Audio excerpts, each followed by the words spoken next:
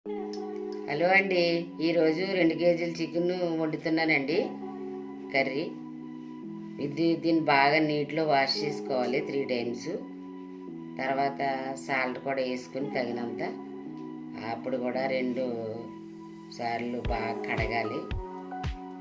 అప్పుడు ముక్క బాగా నీట్గా అవుతుంది, స్మెల్ కూడా రాదు. అలా సరిగ్గా కడుక్కోలేదనుకోండి బాగా స్మెల్ ఉంటుంది తిన్నప్పుడు కర్రీ కూడా. అందుకని బాగా వాష్ చేసుకోవాలి. ఎక్కువ వాటర్ వేసుకుని చాలా టైము. ఎంత వాష్ చేసుకుంటే అంత బాగుంటుందండి చికెన్ కర్రీ.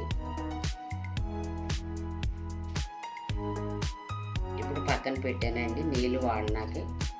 ఇప్పుడు కళాయిలో వండితే కొద్ది బాగోదు. నేను కుక్కర్లో వండుతున్నానండి. చాలా టేస్టీగా ఉంటుంది, మెత్తగా అవి కూర. ఇప్పుడు కుక్కర్ పెట్టి పచ్చిమిరపకాయలు కరివేపాకు వేసాను.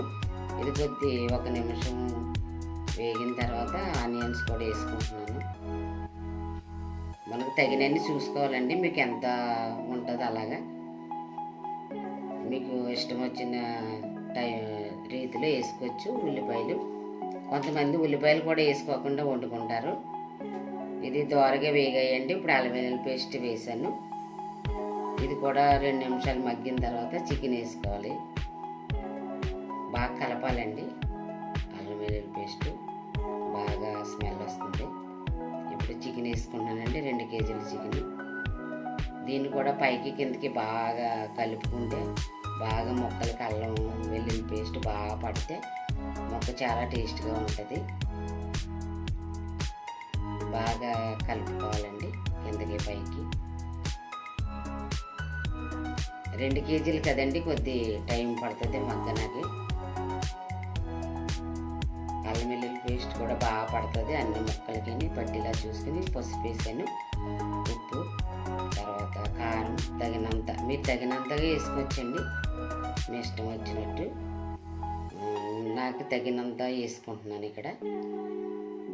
బాగా కలపాలండి, ముక్కలకు బాగా పడుతుంది. కిందకి పైకి బాగా కలిపిన తర్వాత ముక్కలకి పట్టి చాలా టేస్టీగా ఉంటుంది. ఇందులోనే కొద్ది వాటర్ వస్తుంది. ఆ వాటర్ చూసుకుని మనం 1 గ్లాస్ పడుతుంది మగ్గిన తర్వాత. ముందు ఇప్పుడేమో చికెన్ మసాలా వేస్తున్నానండి. ఇందులో మనకు తగినంత చూసుకోవాలండి. మసాలా ఎంత పడుతుందో మనకు తెలుస్తుంది కదా, ఎలా వండినప్పుడు ఎంత పడుతుందని. అలా వేసేసుకోవటమేనండి. తర్వాత వాటర్ వేసుకోవడమే. మగ్గిన అన్నిటికి పట్టిన తర్వాత బాగా కలిపిన తర్వాత 1 గ్లాస్ వాటర్ వేస్తున్నాను. మళ్ళీ బాగా కలుపుకోవాలండి దాన్ని కిందకి పైకి.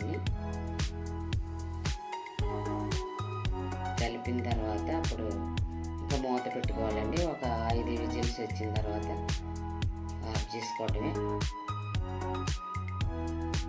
మూత పెట్టేస్తున్నానండి. ఒక 5 విజిల్స్ వచ్చిన తర్వాత అయిపోయినట్టేనండి చికెన్ కర్రీ. 5 విజిల్స్ వచ్చాయండి. ఓపెన్ చేస్తున్నాను. అదిగా చూడండి ఎంత మగ్గిందో. బాగా దగ్గర అయింది కూర. చాలా స్మెల్ వస్తుంది, బాగుందండి. మొక్క అంతా మెత్తగా అయిపోయింది. అదిగా చూడండి, బోన్స్ కూడా బాగా పైకి వచ్చేసాయి. ఇప్పుడు కొత్తిమీర వేసుకుని గార్నిష్ చేసుకుంటే బాగుంటుంది. దాని ఫ్లేవర్ బాగా పడుతుంది. మూత పెట్టుకోవాలండి ఒక 5 నిమిషాలు. అయిపోయిందండి, కర్రీ రెడీ అయిపోయింది.